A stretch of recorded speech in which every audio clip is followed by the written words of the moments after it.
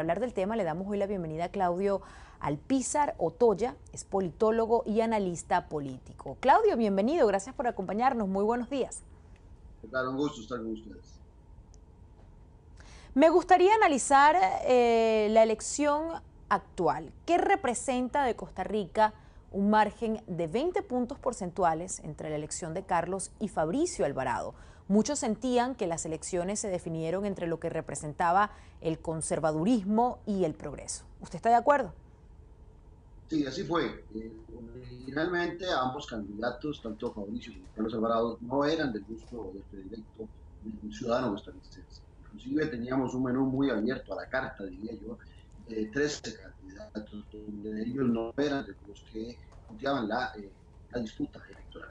Sin embargo, por un asunto básicamente concentrado en un pronunciamiento de la Corte Interamericana de Derechos Humanos, la primera parte de nuestra campaña, la primera etapa, se volvió un referéndum sobre matrimonio homosexual, que termina también incluyendo a la gente dentro del marco de lo que se llama progresismo y lo que se llama conservadurismo.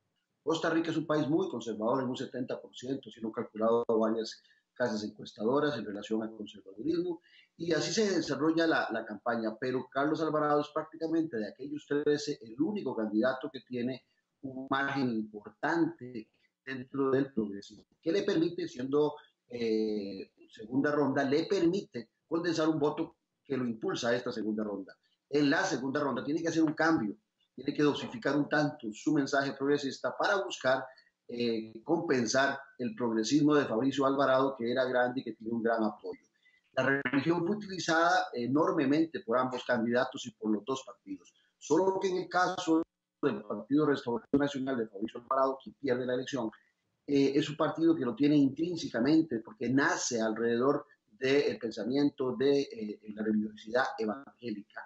En el caso de Carlos Alvarado y su partido Acción Ciudadana, utilizan el catolicismo porque sienten también la necesidad de socavar un poco la base conservadora que está teniendo el partido evangélico y separar evangélicos y católicos, y la estrategia le termina dando resultados. Pero temas muy importantes en Costa Rica quedaron fuera de la discusión, tanto en el cierre de la primera etapa como en la segunda vuelta electoral. Estamos hablando de Alvarado, por supuesto, como ministro del Ministerio de Trabajo y Seguridad Social, parece haber sido muy útil para los costarricenses que votaron, que estaban también preocupados por el aumento del desempleo. Quisiera preguntarte si piensas que este punto, precisamente, al igual que la crecida del déficit fiscal, son los restos más importantes del nuevo presidente de Costa Rica. Sin duda, hay que recordar que Carlos Alvarado es parte del partido que está en el gobierno, un partido que entró con muchas expectativas, el Partido Acción Ciudadana en el 2014, del cual los ciudadanos costarricenses tenían una gran expectativa de cambio que no se da con un presidente Guillermo Solís a la baja en el aprecio ciudadano, y que desde esa perspectiva el cambio que hubo, la religiosidad que se plantea en el proceso electoral, el tema empuja a Alvarado a pesar de las deficiencias y de la poca popularidad del Partido Acción Ciudadana gobernando. Sin embargo, temas como el déficit fiscal, por ejemplo, algunas propuestas muy amplias de todos los candidatos, pero en este caso de Carlos Alvarado, ya electo, necesitan, como popularmente decimos, cacao, porque sin cacao no hay chocolate. Y el déficit fiscal y el presupuesto de Costa Rica son muy limitados para tantas propuestas que alegremente se dan en una campaña electoral.